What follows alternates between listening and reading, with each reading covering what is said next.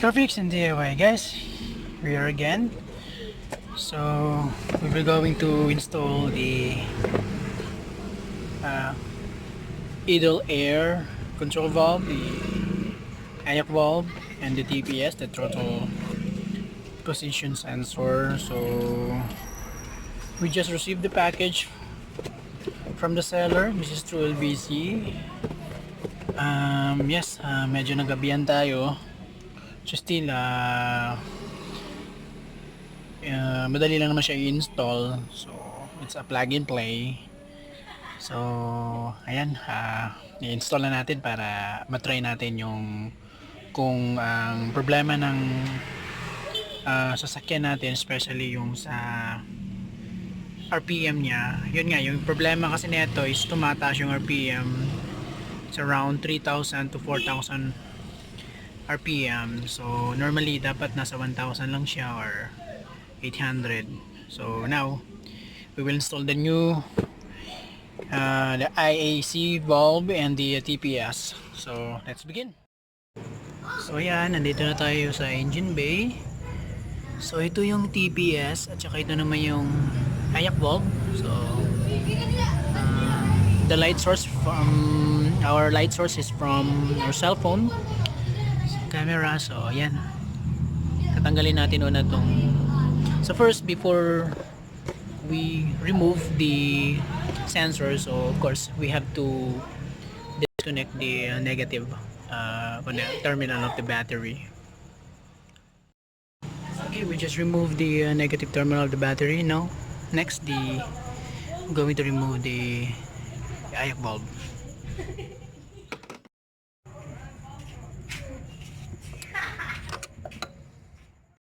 So here guys, this is the old one. So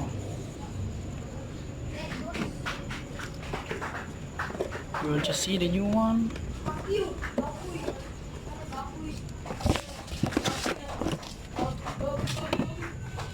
So this is the new one. So this is the new one. As you can see, it has the gasket. We'll install now. Okay, we just installed the IAC valve. So hindi mo natin i-connect yung terminal. So we have to remove the TPS para may space tayo dito. So ayan, we just removed the old one.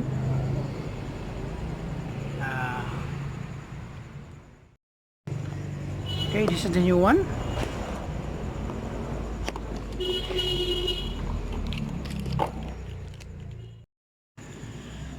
So ayan guys, na-install na natin yung mga bagong sensors, TPS and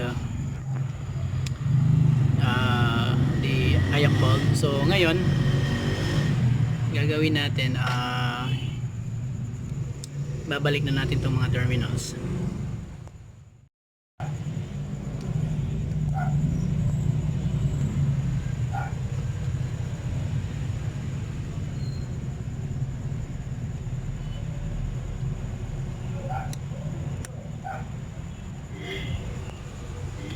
Good to go.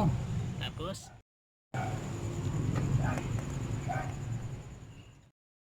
so ayan guys, na-install na natin yung IAC valve tsaka TPS. Magre-restart lang muna tayo. So we just on the engine. Yan. Let's have it for a couple of seconds para mag-start yung computer box.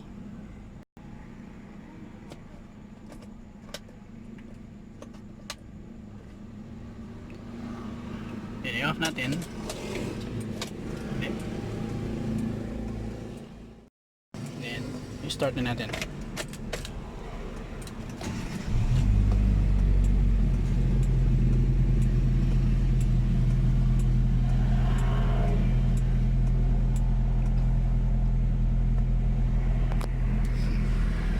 Hintayin mo lang muna natin guys. Siyempre na-absorb pa ng ng computer box.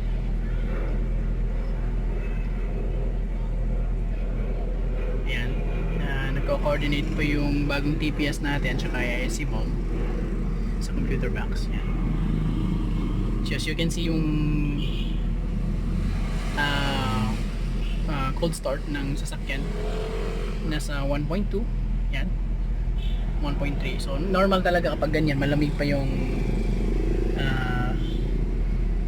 makina.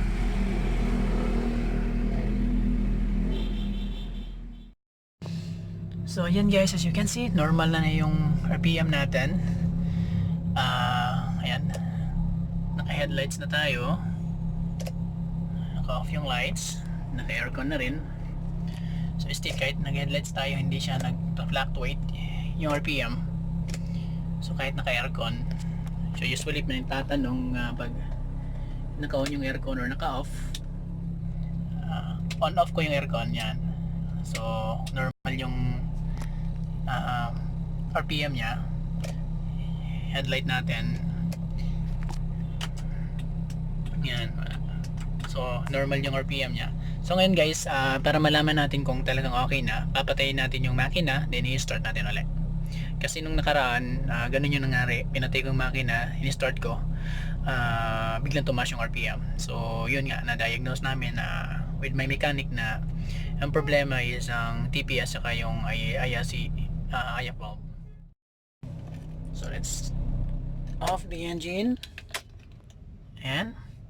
So start natin ulit. Ayan. So normally pagkaka-start niya nasa 1.2. Ayan. Naka-headlight tayo, aircon. Ayan. Ayan. Normally nasa 1.2. After a couple of seconds or 1 minute, babalik na yan sa 1 until mag 800 to 900 RPM. So ayan guys, that's all. So I hope natulungan ko kayo sa mga may problema dyan sa kanilang RPM, yung nagpa-fluctuate or mataas yung RPM, mababa yung RPM, o nagloloko yung RPM kapag naka-headlights or naka-aircon. Yun. Usually guys, pagka ganun, ang dapat nating titingnan is yung, o i-check yung of course yung tatlo kasi yung chinek namin, the map sensor, the idle air control valve, and the TPS, the throttle position sensor. So yung map sensor hindi natin pinalitan kasi okay, wala siyang problema, functioning naman siya. So yung pinaka main talaga nito yung IAC valve. Yung TPS medyo may konting problema na rin kasi pag nire-rev ko siya, ayun, eto, pag nakita nyo okay siya, biglang yan, bumababa agad yung needle. Yan, nakikita nyo, ang bilis na, mabilis siya mag-response. Yan, nung dati kasi hindi maganda yung response, yung needle pag nirev ko siya, yan, pag abot niya dun sa taas, pag nirev ko gumaganon yung needle. So I think ang problema, or we diagnose it, ang problema ay ang yung TPS, kasi siya yung siya yung nagbibigay ng response dun sa, o nagbibigay ng signal sa computer box. Yung sa throttle, siyempre ito yung kaya kailangan niya kasi ng throttle response. Yun, nagbibigay siya ng signal sa computer box. So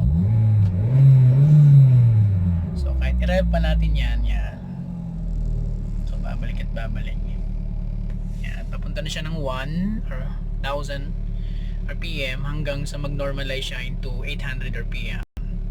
So yun guys, ang normal RPM reading natin kapag naka-idling is 800 to 1000, pero mas mabuti yung talagang nasa 800. Yun talaga yung normal idling niya. So yan guys, I hope you do enjoy watching this video.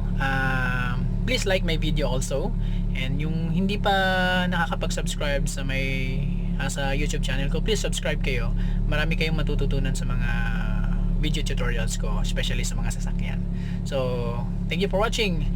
Ano rin pala, pa-shoutout din pala sa nagpapa-shoutout yung mga kaibigan natin diyan sa mga ah, Getz Club. Philippine Getz Club.